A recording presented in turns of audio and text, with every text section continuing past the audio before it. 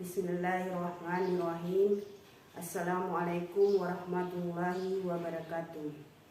Saya Warni Kasim, Guru Pendidikan Agama Islam SMA Negeri 2 Buntang, sekaligus sebagai mahasiswa PPG dalam jabatan Transformasi UIN Dato Karama Palu batch 1 tahun 2025 dengan NIM 251702880.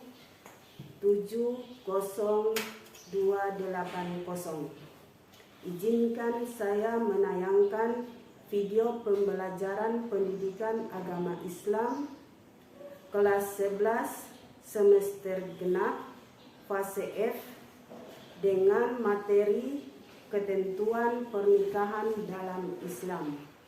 Selamat menyaksikan.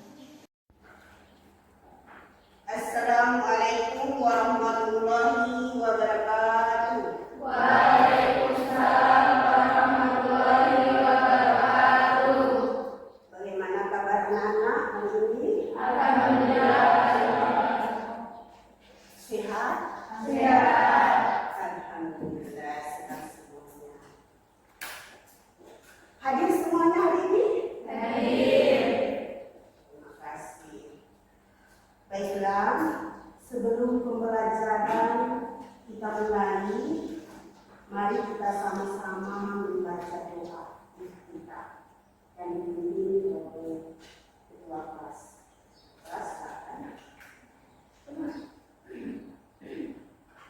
Teman-teman, sebelum kita belajar, marilah kita membaca doa. Doa dimulai. Bismillahirrahmanirrahim. Alhamdulillahirabbil alamin. Ar-Rahmanir-Rahim. Maliki yaumiddin. Iyyaka na'budu wa iyyaka nasta'in.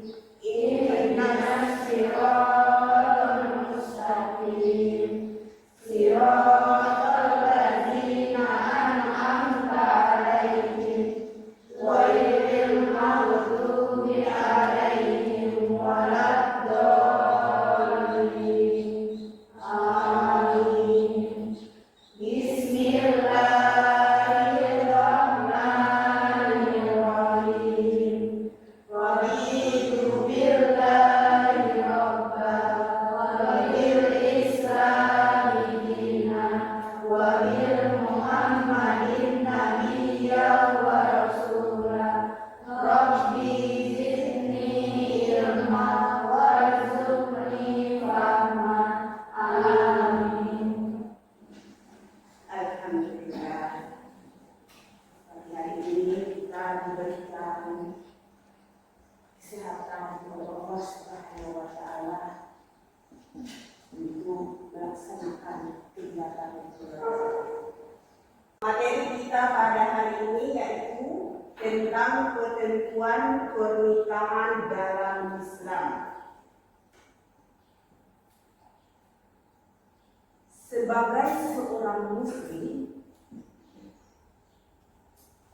mengapa ketentuan pernikahan itu sangat penting dalam kehidupan umat Islam? Siapa yang bisa menjawab? Saya, Bu. Sebagai ajaran dan sunnah Rasulullah menjalankannya sesuai syariat berpahala. Siapa lagi? Saya, Bu. Mengapa sangat penting untuk memahami ketentuan pernikahan dalam Islam karena mencegah pelanggaran hukum agama seperti pernikahan yang tidak sah. Saya, Bu. Mengapa sangat penting memahami ketentuan pernikahan dalam Islam? Karena untuk menjaga hak dan kewajiban agar suami istri hidup adil dan harmonis. Pada tujuan pembelajaran. Pembelajaran kali ini Yang pertama, menjelaskan definisi pernikahan dalam Islam. Kemudian yang kedua, menyebutkan syarat dan rukun pernikahan. Kemudian yang ketiga, menganalisis tujuan dan hikmah pernikahan. Kemudian yang keempat, menunjukkan sikap kritis terhadap isu-isu seputar pernikahan. Kelima, menyajikan solusi masalah pernikahan berdasarkan prinsip Islam. Kemudian yang keenam, mengaitkan ketentuan pernikahan dengan kehidupan remaja.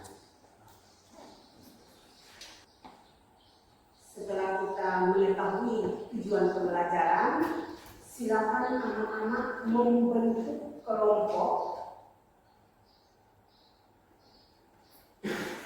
Mulai dari kelompok 1, 2, dan 3. Silakan.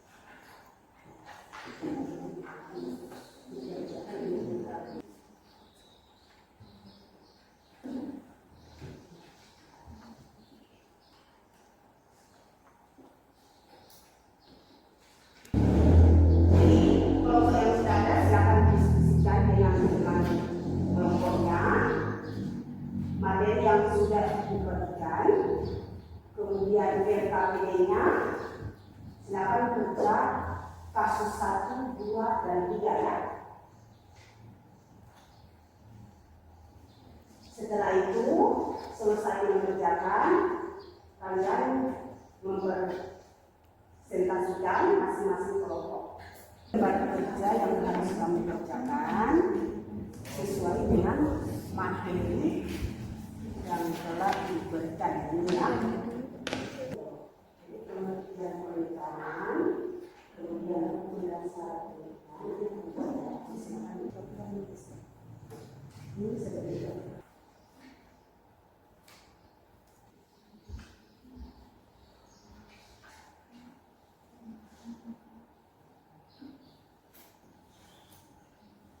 Baiklah, kalau sudah selesai, silakan anak-anak mulai dari kelompok 1 untuk mempresentasikan hasil diskusi kalian.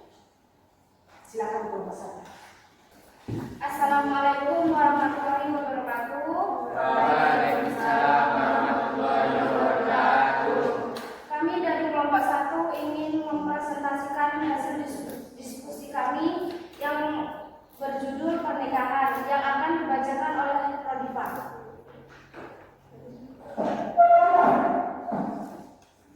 Dari segi rukun dan syarat pernikahan dalam Islam memiliki rukun dan syarat-syarat yang harus dipenuhi, yaitu 1. Calon suami dan istri yang boleh dinikahi. Yang kedua, ijab dan qabul, lafaz kesepakatan pernikahan. Yang ketiga, wali nikah dari pihak perempuan. Yang keempat, 2 orang saksi laki-laki yang adil. Yang kelima, mahar atau mas kawin yang diserahkan atau disepakati. Jika semua rukun dan syarat ini terpenuhi, maka secara lahiriah hukum fikih akan nikah antara Fatimah dan Amir Syah. Namun, niat tersembunyi untuk menceraikan setelah akad menjadi masalah serius dari sisi hukum, moral, dan syar'i. Terutama jika ada kesepakatan sebelumnya untuk menceraikan dengan tujuan agar Fatimah bisa kembali ke Yusuf. Dalam kasus ini, tujuan pernikahan bukan untuk membangun rumah tangga, tetapi untuk menghalalkan kembali pernikahan dengan Yusuf.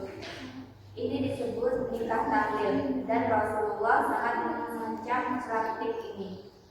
Dalil yang menyatakan haramnya nikah tahlil, Allah melarangkan muhalil atau laki-laki yang menikahi wanita agar bisa kembali ke suami pertama, dan muhalal lalu suami pertama yang menyuruhnya. Hadis riwayat Ahmad, Nasai, dan Tirmidzi. Hadis sahih. Jika Amir dan Yusuf sejak awal menyepakati bahwa Amir akan menikahi lalu menceraikan, maka ini adalah nikah tahlil yang diharamkan. Sebagai ulama menyatakan pernikahan semacam ini tidak sah, meski ada yang mengatakan sah, tapi pelakunya berdosa besar. Sengaja. tidak mendapat keberkahan dalam rumah tangga karena dibangun di atas kebohongan dan niat yang rusak. Ketidak tenang batin karena pernikahan ini dilandasi rekayasa dan tipu daya. Dampak terhadap masyarakat merusak sakralitas pernikahan, menjadikan nikah hanya sebagai alat formalitas untuk mengakali hukum, menurunkan kepercayaan terhadap lembaga pernikahan karena tidak mudah dimainkan, menimbulkan presiden buruk di mana orang bisa mencari jalan belakang untuk menghindari hukum syar'i yang Allah tetapkan. Kesimpulannya, secara rukun dan syarat lahiriah, pernikahan Fatimah dan Amir bisa dikatakan sah. Namun secara syar'i dan moral, jika ada niat dan kesepakatan cerai sejak awal, maka itu termasuk nikah tanggil yang haram dan dilaknat oleh Rasulullah.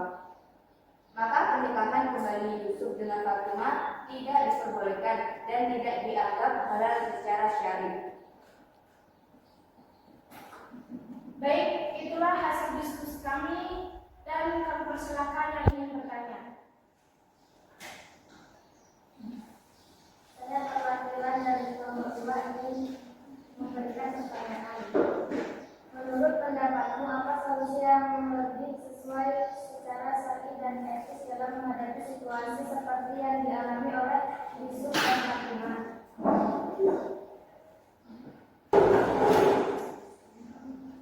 Dari kelompok 3 menghadapi perceraian yang telah mencapai tahap 3. Baik, saya dari kelompok 1 ingin menjawab pertanyaan dari kelompok 2. Apa solusi yang lebih sesuai secara syariah dan etis dalam menghadapi situasi seperti yang dialami oleh Yusuf dan Fatimah? Solusi yang paling sesuai secara syariah dan etis adalah menerima bahwa talak 3 adalah batas akhir dalam hubungan suami istri. Jika seorang suami dijatuhkan talak 3, maka dalam Islam benar-benar tidak bisa dirujuk.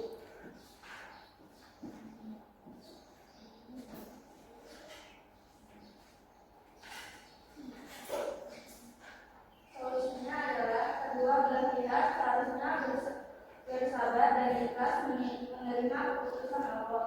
Bila mereka masih ingin bersama, mereka harus menghindari akal-akalan seperti nikah tanggil rekayasa. Jika takdir mempertemukan kembali Fatimah dan keluarga lain secara alami dalam pernikahan yang sah dan serius, lalu bercerai, barulah pernikahan dengan Yusuf bisa dipertimbangkan kembali serius. Itulah jawaban dari Terima kasih atas pemaparan dari kelompok 1, 2, dan 3 atas materi ketentuan pernikahan dalam Islam. Sekarang anak-anak menyimpulkan materi yang sudah kalian paparkan secara bersama-sama. Jadi kita simpulkan secara bersama-sama materi yang kalian sudah paparkan tadi. Silakan ya. Ya, jadi mulai dari definisi pernikahan, kemudian syarat dan hukum pernikahan, kemudian hukum pernikahan, dan yang terakhir adalah hikmah pernikahan. Jadi kita mulai dari definisi pernikahan. Jadi definisi pernikahan itu adalah pernikahan dalam Islam atau yang disebut dengan nikah secara bahasa berarti menghimpun atau menggabungkan. Secara istilah syariat, pernikahan adalah akad yang sangat kuat antara seorang laki-laki dan seorang perempuan yang mengharapkan hubungan intim di antara mereka serta membentuk keluarga yang sakinah, mawaddah, dan warahmah berdasarkan ketentuan syariat Islam.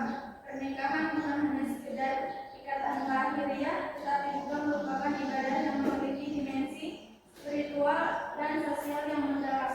Ia merupakan sunnah para nabi dan rasul serta menjadi jalan yang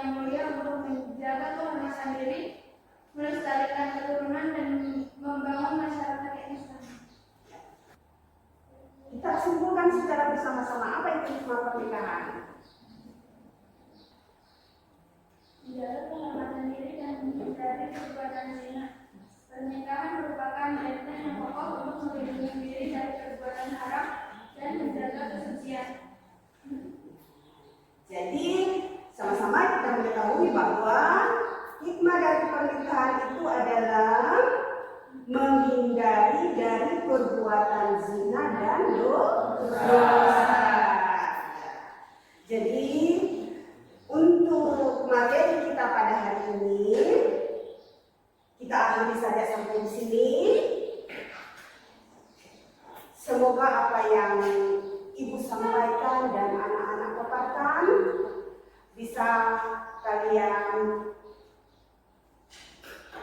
simpan di dalam memori kalian. Dan untuk mengakhiri materi kita tutup dengan baca doa. Jadi silakan kedua kelas mungkin yaitu doa Allah. Baik teman-teman, sebelum kita mengakhiri pembelajaran hari ini, marilah kita berdoa. Berdoa dimulai.